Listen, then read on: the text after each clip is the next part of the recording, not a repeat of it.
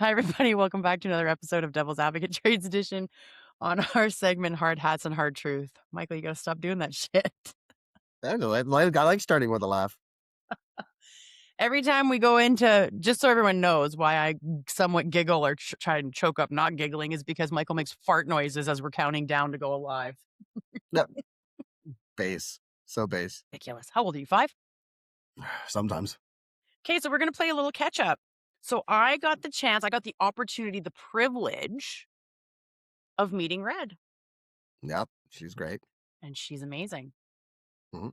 She's so fun, and I love how she's so engaged in having conversations with us and being a part of it, and just like, fuck, you won the lottery there, hey, bud. Little bit. Little bit. Little bit. Pretty I mean, if happy. we're being honest, she won the lottery too. You're pretty decent, dude. I'm decent. I'll call myself decent. I can live with that. I have to be careful what I say because everybody will be like, do you like Michael? Well, I mean, like in doses. And bits. Bits and bites. Yeah.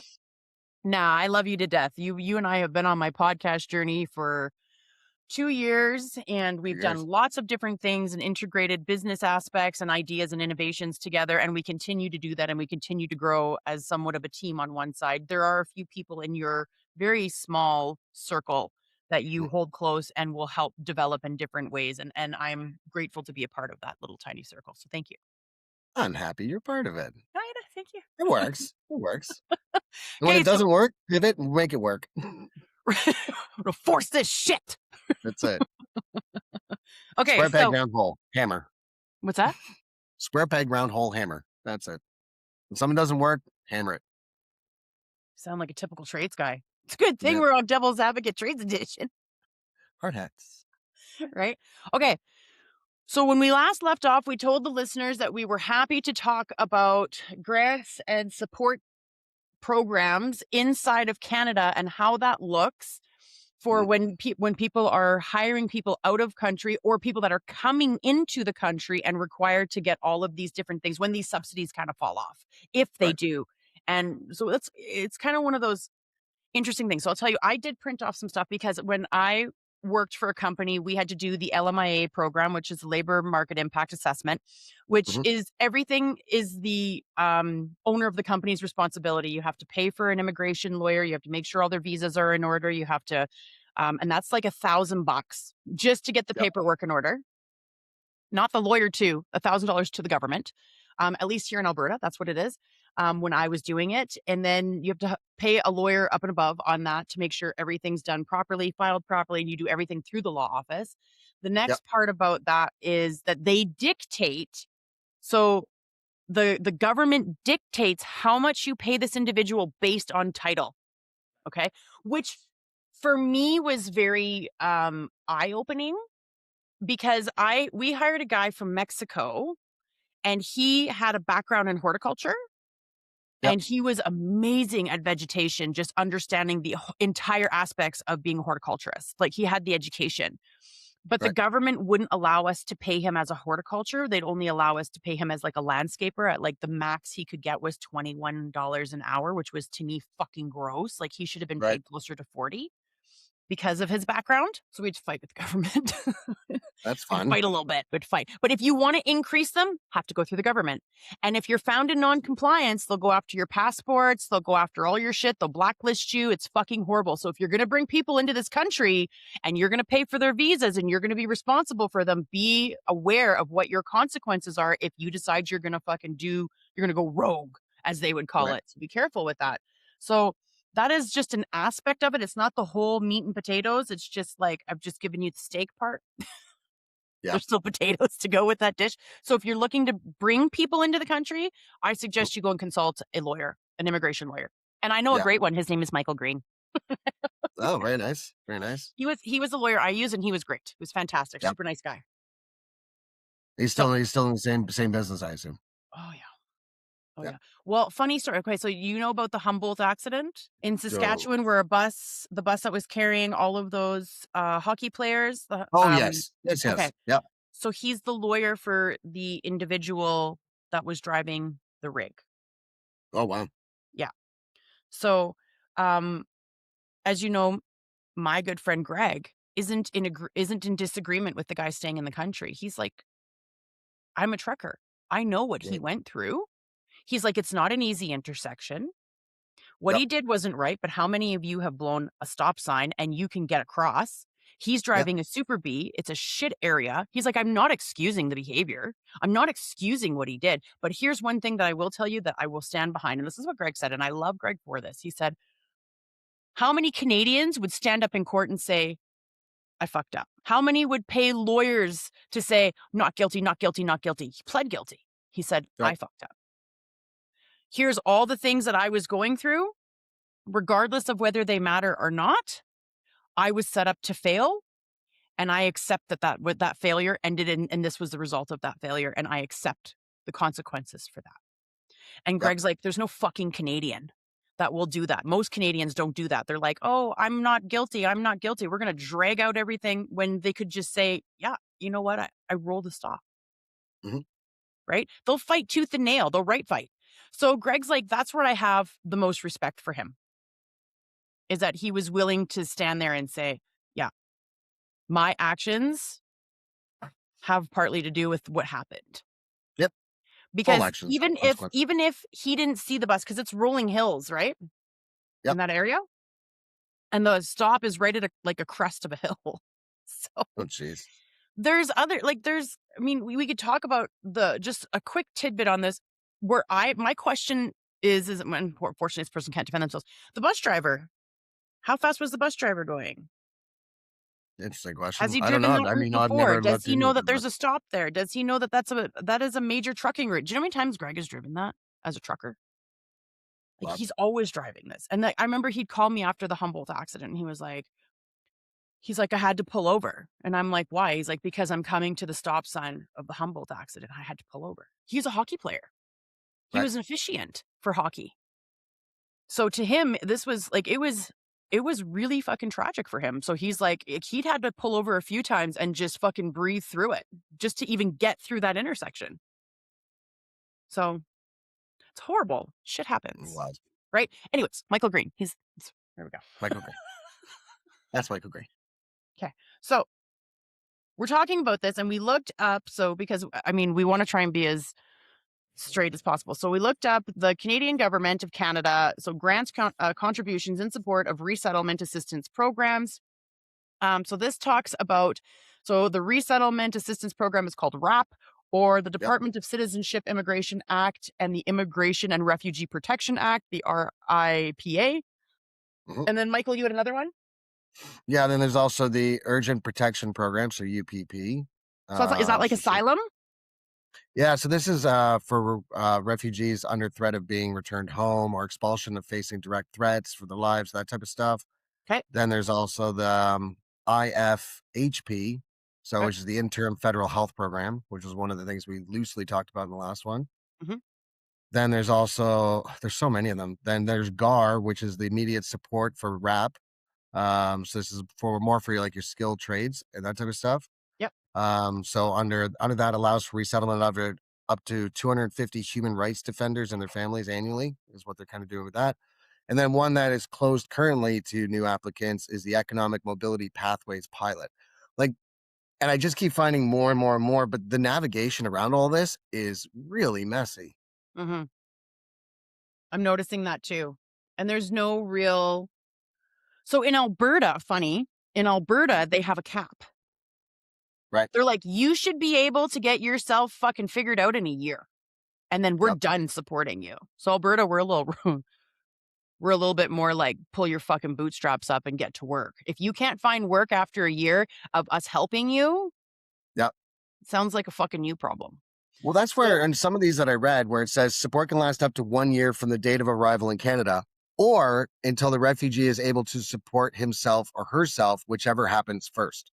So, okay. So that could be forever. So there's also 7A maximum amount payable. So 7.1A subject to 7.2A, the maximum contribution for a RAP client shall not exceed $85,000 a year. How That's a many people lot. do you know even make fucking $85,000 a year? Shouldn't you be paying that to our fucking veterans? Yeah, I think veterans should get that. Yeah, right. And then it says it gets better. It gets better. 7.2a, the maximum contribution for WRAP clients demands as exceptional as defined in 6.3a on a case by case basis by department officials shall not exceed 150 per year, subject to ministerial approval. 150 a year? That's a 2-income household. That's 2-income household. That's a 2-income household. And that's not everybody. Nope. Like, you got to be making at least 170, or you got to be making at least 75 each. Not everybody's making that. Most people are making 50, 50 to 65,000. And then the other person's making between 75 and 90,000. And that's only if you're in, this is just trades we're talking about. What do you think those fucking administrators are getting paid? Do you think they're getting paid 80K? Yep. Well, no. The median, so I just looked it up. I don't know. Again, I'm not actually pulling it from a stat site, but just a quick look. The median individual income is 42,000 to 45,000 annually. So this program is double the median income. Why isn't it the median income? Right? Agreed. Oh, Canada, you got some splaining to do. Well, why is there anything? Why is there anything? I agree. I mean, like, how many, like, Michael, we have in our families alone, like both of our families, we have immigrant parents that immigrated to Canada. Yep. With not fucking more than a few bucks in their pocket and built a life. Made it happen. Yeah. They married a Canadian. Yeah. Well, mine were both. So they didn't marry in or anything, but. Oh, see, my dad married a true Canadian. Is my mom's Acadienne, right? So she's part Acadienne, which is like Cape Breton and like years of lineage, Right. I'm sure everybody in Cape Breton is like, I'm sure we're related somehow. But then inside of the WRAP program, it's not just because helping people out is great. I do believe in that there should be some social care 100%. there. 100%. But money is probably not the answer. Services could be the answer. It could be they talk about that. Here's your employment training. Yeah. For right, but not months, just like here's money to go buy a new car. Like, they'll just go buy a new car. You're like, what? How's that helping? That's my point. It's like you're creating a spoiled child. So it's like, I agree with you. It's like, okay, you come here for the next 3 months. This is where you live. You don't have to worry about utilities or any of that. We'll make sure that you have a small income for groceries and whatnot. Do you know what I mean? And for 3 months, you are coming to our education program to help you learn English and to gain a skill. To get a job. Right? To gain a skill in order to do a job, whatever that might look like. Right? And like that, those are the 2 biggest hurdles. Yep. Learning English or French, wherever you want to learn. Or other. Yep. English or French, and then learning a skill. Whether that's doing all of your administrative, whether that's because I mean, there's so many compacted courses that they could have a really good basis, like a start. So you could come in as like a junior, but I mean, as you go, because I feel bad for the people that have degrees that are coming over and they're not recognized. To me, that's horrible. At that point, it should be your degree will be recognized once you're able to comprehend and speak the language. Right? Because we want you to apply your education, but how do you apply your education if you're not speaking the native language of the country? Right?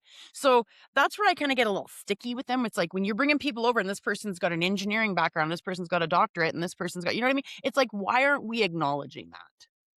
Right. Because I'll be honest with you, that's what was going on with, like, even of just pulling back to the Humboldt accident. They had education in their countries. It wasn't recognized. So had it been recognized, he wouldn't have been driving truck. Very true.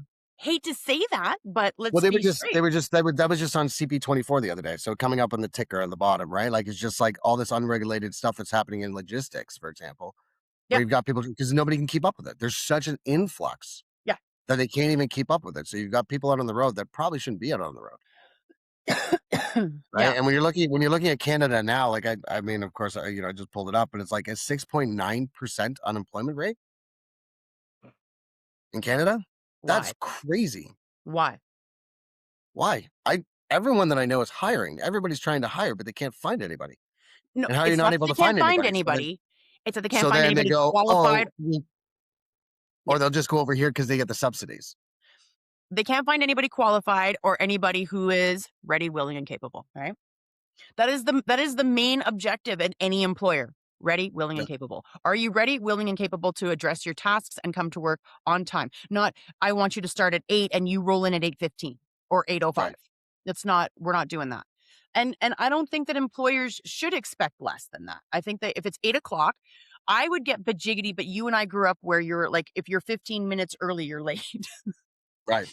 Right? Yeah. So we were always like half an hour to 15 minutes early. Why? Because we wanted to jaw with our coworkers. We wanted to start up our computer. We wanted to fucking get a coffee. We wanted to fucking whatever. And then 8 o'clock hit and then we were at our desk doing our thing. But we weren't waiting for everything to boot. So this new generation that's out is more like, I'm coming at 8. Okay, but then you're taking time to start your computer, you're taking time to do this, you're taking time to do that. And they're like, but you're not paying me to be here earlier than that. So that's when I'm Mhm. coming. And I want to argue it, but I can't because I'm like, it's fair. It's fair. It's not how I grew up. I wanted to come in and socialize with the people that I worked with. I wanted to catch up. I wanted to have a coffee and I wanted to get everything started so that when I sat down, I was working. Right. But that's me. That's how I grew up. I'm not upset about that. Whereas the other ones, I'm like, I get it. Your shift starts at 8, come at 8. But if you're 1 minute fucking late, I'm gonna write you up. Jeez. I'm just I'm just kidding. But seriously, if you want to walk through the door at 8 o'clock, that's fine. Yep. Walk through the door at 8 o'clock. You want to start up your computer, you want to do all that. That's your choice. Because if those are your hours based off compensation, I'm not going to argue you on it. We're just Right. different that way. I'm never not going to show up 15 to half an hour early. It's never not going to be a thing for me. If it is, it's because I'm running behind because other things have stopped me from getting there at a certain time. Yep. Very But I mean, seldomly. it's is also a it lot me. different because we're in private sector, right? And one thing we have to remember is, almost 1 in 5 Canadians, well, actually more than 1 in 5 Canadians, because it's now like almost 22% of Canadians work in public sector, right? So I think a lot of these decisions are made to subsidize really public sector, right? So you're just like, I don't know if it's really built for private sector. I mean, it rolls over because it's available to everybody, but that's a huge notable amount of people. Like Yeah. 22%. Huge. That was early 2026. That's a lot of people. Yeah. So why aren't people wanting to work more? My kids are young and they're like, Mom, can I get a job? And I was like, Right. yeah, I'm sure they have. I mean, you can start working as of the age of 12, but Yep. nobody wants to hire before Nope. 16. Nobody wants to hire. There was a new rule, and I can't remember what it was. Something about communications, and if they use AI for that type of stuff, Mhm. you have to disclose how much you're hiring for. You can't leave it open. You have to get back to people to let them know the position's been filled. Like there's all these new rules that came out on January 1st. And I known people who have gone and they've applied for jobs and they've never heard back. So there's a lot of people not following these rules. Me Yeah. too. You know what? So I applied to sit on a board for the tribunal, which is government. It's through the red tape reduction, and I haven't heard Mhm. anything back, and we're now May. Right. Yeah. And I'm And you're like, like, aren't you but guys supposed to notify me? they are, So right? I'm actually going on a call with them today, so I'm gonna ask them. Yeah, I would. I would. Yeah. So So it's just, I think, so it was written into the Employment Standards Act. So to Okay. aim to increase transparency and reduce barriers for newcomers. Again, this was all built for newcomers. It wasn't built to protect Canadians. It was built for newcomers. It literally says that. And you're like, why? I mean, yes, it does work for everybody or supposed to, but these are things that should have just been naturally in play, right? And the whole idea was to make sure that they were actually going and trying to find candidates, Mhm. right? Rather than saying, oh, we couldn't find anybody, so now we need the subsidies, right? Which is what a lot of places were doing. Like you're telling me, like I saw ads for like job postings for Subway for $38 an hour. What? They're like, oh, we couldn't find anybody. You couldn't I'm find. You going to got fucking no Subway for applicants. $38. Yeah, I'll relocate. Fuck, right? Right, I mean, I somewhere my make more nieces and than that, nephews. but let's be realistic. Like, I know that my skill, I would be grossly under fucking paid for what I do, but at that point, I'm making sandwiches, so 38 sounds like a fucking rich deal. You know what I Right. mean? I'm like, Well, you're a sandwich artist. push You're a sandwich artist. snow, do Yeah. landscaping for 26, or make sandwiches for 38. What to do? But I've seen these job posts, and you're like, nobody applies for this. Like, the job post is like 8 months old. You're like, how is that position not filled at $38? Right? It's I probably don't because they're trying believe to it. get you to bite, and then they're like, "Oh, it's only like $18 an hour or $20 an hour," and you're like, Right, which is again is part of that transparency, right? So you have to "Right, actually put that salary range in, no fair." right? So which means that that becomes part of the offer letter. It should be anyway. Right? They have to say the job postings must clarify for that they're for real and the active vacancy. Like so, all this stuff has to have all this transparency. I agree. But I'm I not agree. seeing it. I'm not seeing anybody follow this. I know people who are dealing with this. They're not. Nobody's getting back to them. I don't know. I think there's a lot of dirty pool happening at the corporate level. I don't disagree with you. I'm like, there's always more to the story. There's always more to the story. It's like, it's like even with fairy tales, like when you get older and then you reread the fairy tale that was read to you 1,000 times and you Right. see it completely differently and you're like, oh, that's a problem, Like, and then I always laugh when I see these like reels that come on and they talk about how girls were conditioned to accept less. Just look at Disney. And, Right. and I'm like, mm, Not wrong. right? So there's that. But now, okay, so what do we want to take away from this information, if I'm being honest? What would be your takeaway, Michael? Is that there's always more that for me, it's always there's more that meets the eye. There's unfair amounts. Yeah. It makes it almost non-existent to be competitive. Of course, you're trying to fill your positions. Canadians are pissed off because they're not being paid properly. They probably most of them probably don't even know about these jobs that are paying this type of money, and if they are, there's another piece of that pie that no one's talking about. Yeah. Or it's 100%, bait and switch. Um, the other part of it is that Canadians are looking like Canadians that are either been here and identify as Canadian, not like people that say like, "Oh, I'm from here, but I'm living in Canada." There's Right. a difference. But people who Yeah. are Canadian that look at what people that are coming in are being paid and subsidized at, and they're going, "What the fuck am I even doing this for? Right. I'm paying for you to have a better income than me? Get Yep. fucked." Or better health benefits, which is another one. Right? So we touched on that loosely on the last podcast, where like you want to get a job, you probably want health benefits, right? Even though I have free healthcare in Canada, right? That we all pay taxes into.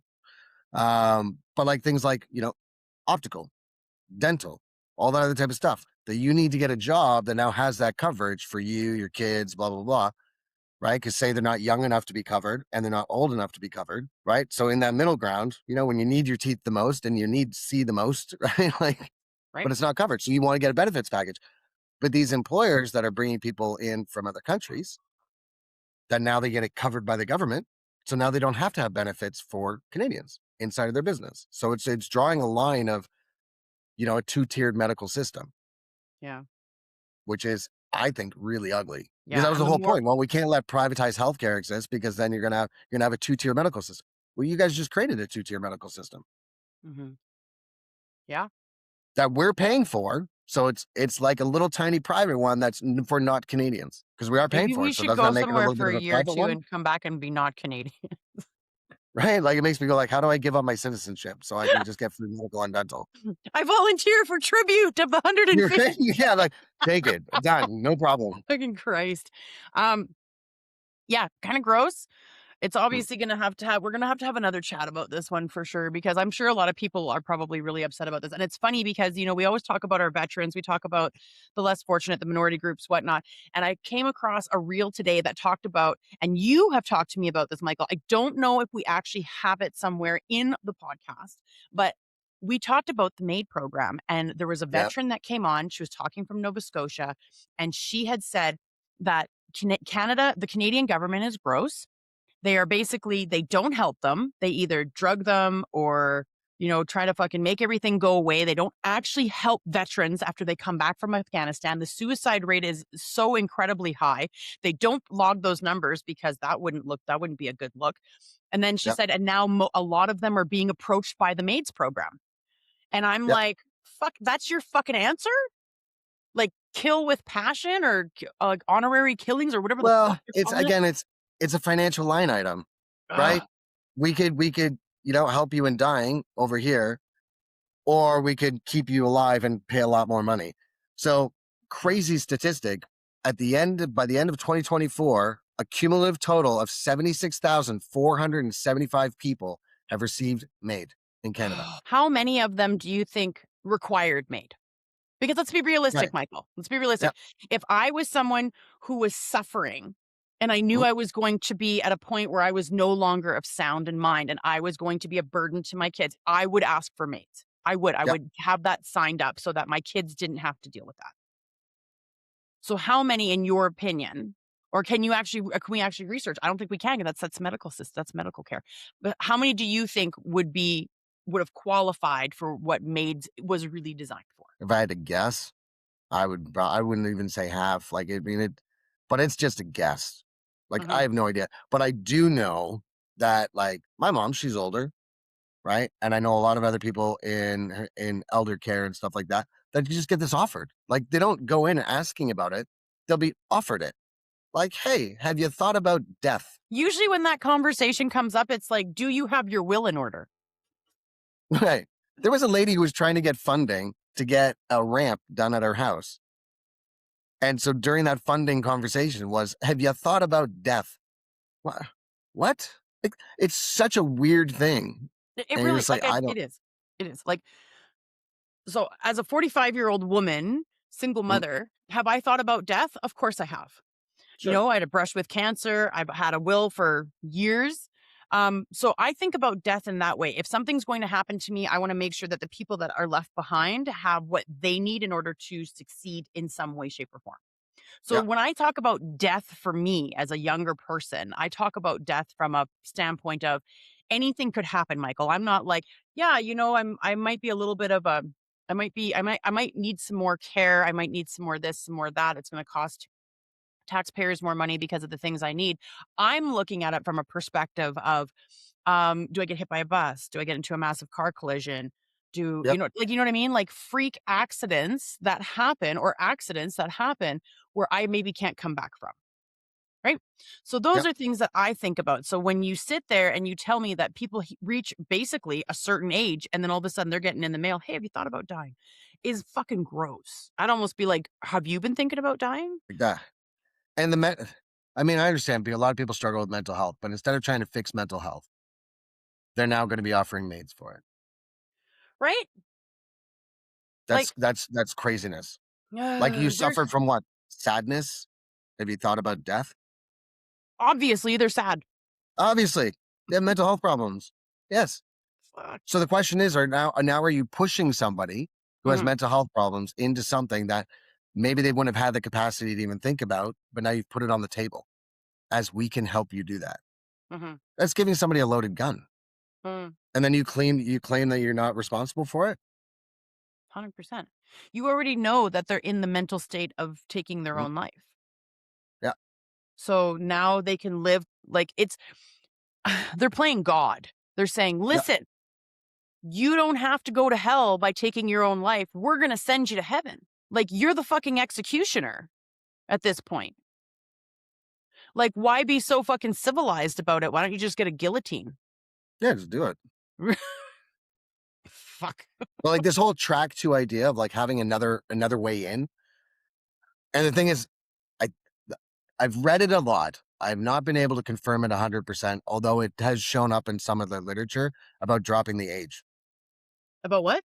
Dropping the About age. We dropping the talked age. about that. Yeah, yeah, yeah. Yep. Hmm. I mean, like, I'm spitballing here, but what if we stopped paying people 85,000 to 150,000 and started implementing more of that money into, I don't know, let's say, mental health? Right. I don't know. But Maybe. not mental health built on bureaucracy, right? Where it's like the government has all these people chewing up the money before it actually gets there, right? So like the homelessness problem, it's the same thing, or unhoused or whatever they want to call it these days, right? You need Still to the tell me same that thing. the government doesn't have fucking mental health? Give me a break. Like, yeah, like just figure it, sort it. So you know what you do? There's lots of people, lots of small companies Mhm. that handle mental health stuff locally, grassroots, on the ground. Spend that money directly to them, right? Like you could, I mean, I'd say you could build something for it, like actually make it like web apt, but we know we know how much they overspend building any sort of technological things. So that's I know probably they not a should good hire you. They'd save so much money. idea.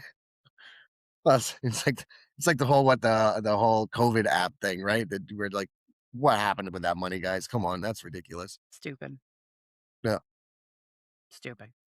It is what it is. I agree with you. We were supposed to talk about burnout, but we've Yeah. run out of time.